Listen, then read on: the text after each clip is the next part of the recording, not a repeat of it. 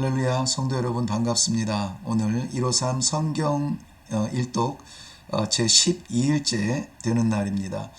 오늘은 출애굽기 27장에서 34장까지 읽게 됩니다. 먼저 27장 내용을 안내해드리면 1절부터 보면 하나님께서 제단을 만들게 하시죠. 그 특징과 의미만 잠시 살펴보려고 합니다. 먼저 길이와 넓이를 보면 각 5규빗, 5규빗으로 정사각형이 되겠습니다. 그리고 높이는 3규빗으로 하라고 했는데요. 규빗은 길이를 재는 단위입니다. 45cm 혹은 52.5cm 이렇게 구별을 하는데 우리가 이해하기는 그저 손바닥을 폈을 때의 팔꿈치에서부터 손끝까지, 그러니 약 50cm 정도, 개인마다 차이가 있습니다만은, 그래서 예를 들어서 5규빗이다 하면은 25, 2m 50cm 정도 그 길이와 높이가 되겠습니다. 제단은 의미상으로는 심판의 자리입니다. 이 제단에서 태워지는 것은 제물인데요. 제물이 태워질 때 내가, 즉 내 죄가 태워진다라고 하는 의미를 가지고 있습니다. 그리스도의 십자가에서 드린 단번의 제물, 나의 십자가 형벌을 대신 지심을 말하는 것이죠.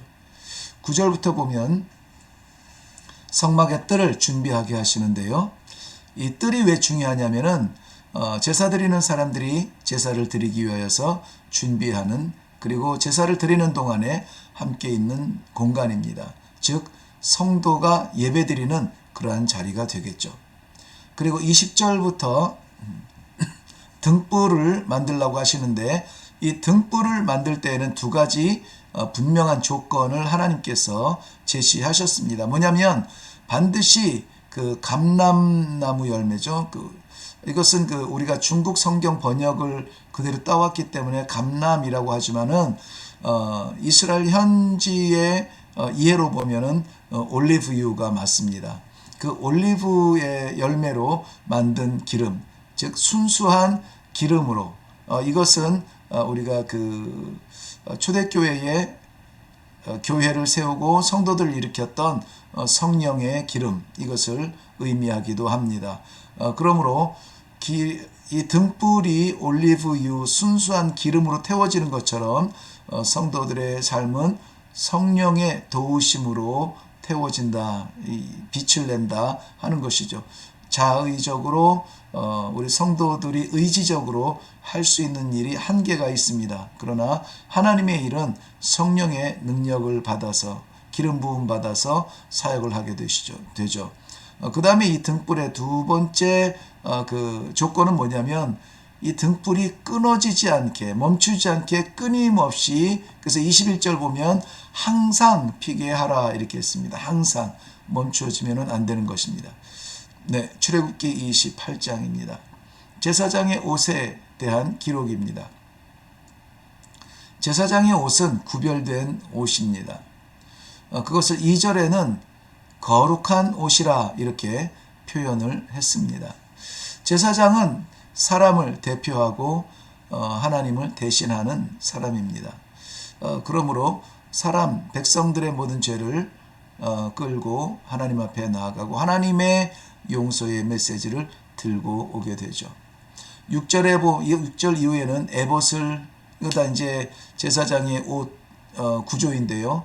6절 이후에는 에봇을 만드는 법을, 그리고 15절부터는 흉패, 가슴에 붙이는 패를 만드는 법을, 그리고 30절에는 우림과 둠빔, 이 흉패에 붙이는, 좌우에 붙이는 판인데요. 우림과 둠밈에 대하여서 제작 방법이 나오고, 36절부터는 관을 만드는 법인데요. 이 관은 머리에 쓰는 관이겠죠. 거기에는 순금 패로 여호와께 성결이라 기록하게 하였습니다. 제사장이 이 관을 쓰고 하나님 앞에 나아갈 때 가장 먼저 보여지는 것, 나타내는 것, 여호와께 성결입니다. 40절 이후에는 속옷을 만드는 법인데요. 거기에 42절에는 속바지까지 만들도록 했습니다.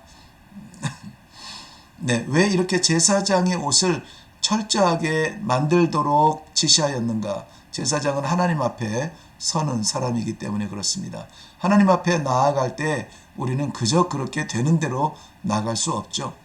거룩하신 하나님 앞에 거룩한 옷을 입고 성결의 삶으로 나가는 것입니다. 이 시대의 제사장으로 부름받은 성도들도 역시 동일한 제사장의 옷을 입어야 되는데요. 구약시대에 입었던 제사장의 옷이 아니라 우리는 에베소서 6장에 나오는 하나님의 전신 갑주를 입고 나가야 되겠습니다. 출애굽기 29장입니다. 제사장 직분을 위임받는 절차인데요. 아주 중요한 부분입니다. 가장 먼저 해야 될 것은 무엇이냐면 4절에 보면 씻기는 일입니다. 그 다음에 5절에는 아까 전장에서 나왔던 제사장의 옷을 입히는 일이죠. 씻기는 일과 입히는 일입니다. 10절 이후에 보면 사역을 위해서 드릴 제사들이 나오는데요. 중요한 게 뭐냐면 이 38절에 매일 드리라 이렇게 매일 날마다 일일 일생 일일 일사 매일 살고 매일 죽는 그런 매일의 삶입니다. 날마다 우리 삶의 제사를 말하겠죠. 참고적으로 구약에는 5가지의 제사가 나옵니다. 먼저는 태워서 연기로 올려드리는 번제가 있고요. 곡식으로 드리는 소제가 있습니다. 그리고 하나님과 인간의 화목을 위해서 드리는 화목제가 있고요. 그리스도께서 하나님과 우리와의 화목을 위해서 단번에 드린 제사, 즉 화목제물이었습니다. 그 다음에 고의적이지 않은 죄를 사함받기 위해서 속죄제를 드렸고요. 그러나 하나님의 성물과 규례를 범한 죄를 용서받기 위하여서는 속건죄를 준비해서 드렸습니다. 구약의 제사를 드리는 방법이 5가지가 있는데요. 먼저는 태워서 드리는 화제가 있고 제물을 흔들어서 드리는 요제가 있고요. 높이 들어서 올리는 거제가 있고요. 부어서 이 제물에 이렇게 부어서 포도주처럼 부어서 드리는 전제가 있고요. 관제가 있습니다. 관제는 역시 전제와 같은 그러한 제사의 방법이었습니다. 출애굽기 30장입니다. 1절부터 10절까지는 분향할 제단, 그 향제단, 지성소와 성소 사이에 그것을 두게 되었죠. 이것은 항상 끊이지 않고 멈추지 않고 피워야 되는 이 향이었습니다. 이것을 계시록 5장 1절에서 10절 내용에는 성도의 기도라 이렇게 해석을 하고 설명해 주고 있습니다. 향이 멈추지 아니하고 성소와 지성소 사이에서 피어올랐듯이 성도의 기도는 멈추지 아니하고 하나님 앞에 올라가야 되는 것이죠. 11절부터 16절은 속전에 대해서 나옵니다. 제사와 성전 관련하여서 거룩한 일에 쓰이는 그 물질, 헌금을 속전이라고 불렀습니다.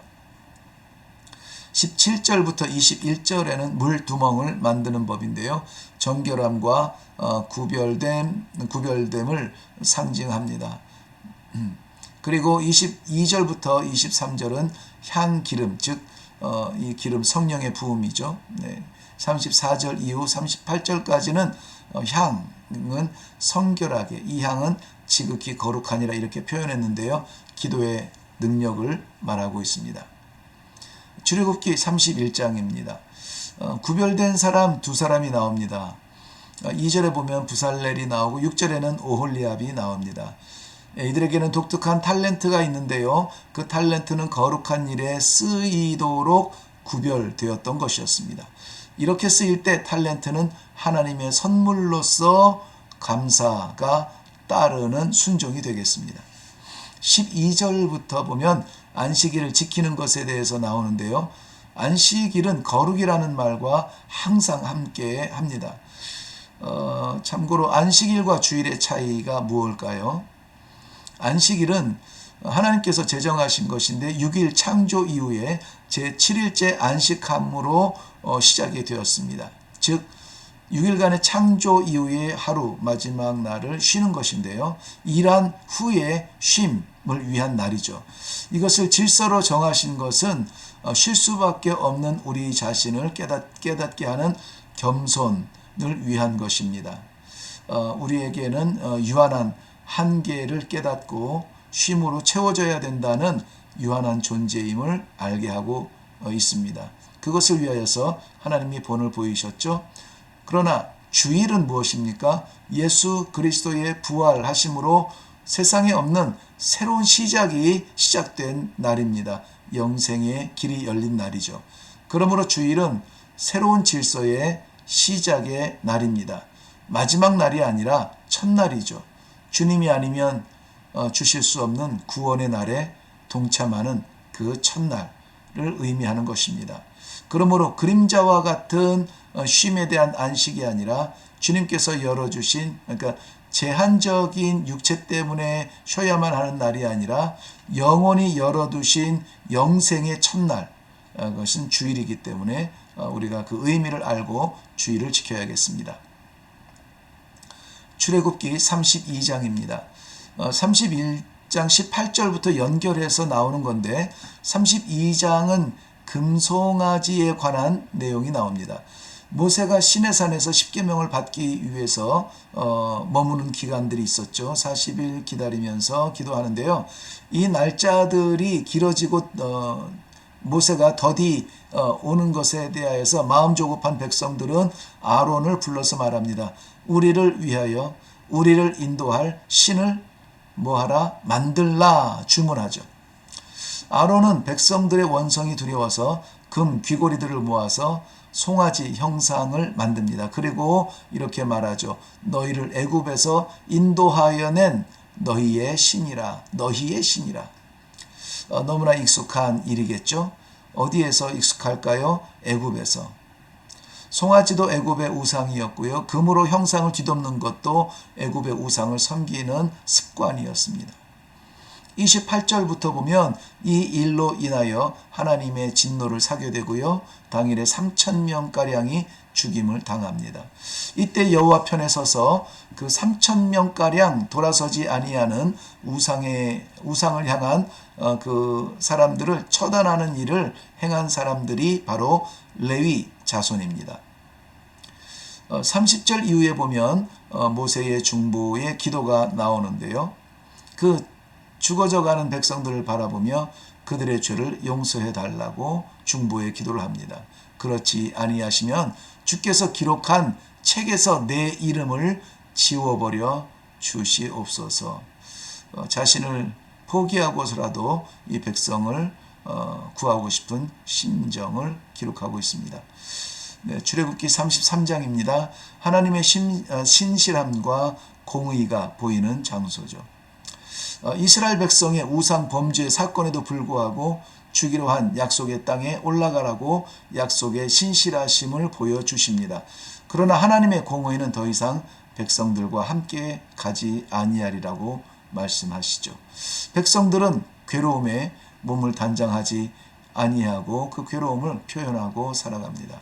11절 말씀 보면 여호와께서 모세와 친구와 하듯 이야기하시는데요. 이런 관계와 교제를 통해서 하나님의 마음이 살짝 바뀌게 됩니다. 14절에 보면 내가 친히 가리라. 바뀌었죠? 내가 너를 쉬게 하리라. 이것이 하나님의 은혜입니다.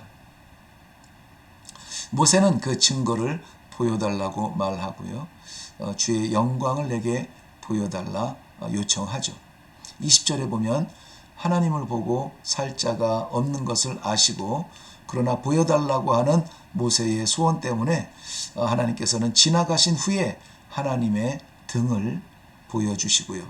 모세는 하나님의 등을 본 사람이 되는 것입니다. 17절 말씀 보면 너무나 은혜가 되는 말씀이어서 여러분과 나누고 싶은데요. 내가 이름으로도 너를 알미니라. 네.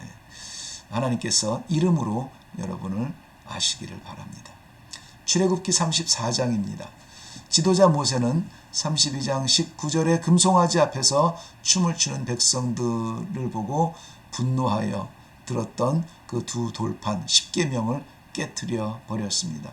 그러나 여전히 하나님의 백성들은 하나님의 율법이 필요하기 때문에 하나님께서 아시고 다시 계명을 주십니다. 34장을 읽으시면서 중요한 단어가 몇 가지 있습니다. 5절에서 6절에 나오는 여호와의 이름입니다. 여호와. 그리고 14절 말씀에는 여호와의 이름입니다. 질투의 하나님. 29절에는 모세의 피부 광채가 표현되는데요. 35절에 나오는 그대로 얼굴 광채. 너무나 참 귀한 단어들입니다.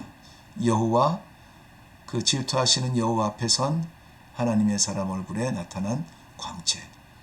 하나님의 말씀과 함께하는 성도들의 얼굴에 광채가 빛나는 그러한 하루가 되기를 바랍니다. 153에 함께 동참하는 여러분을 축복합니다.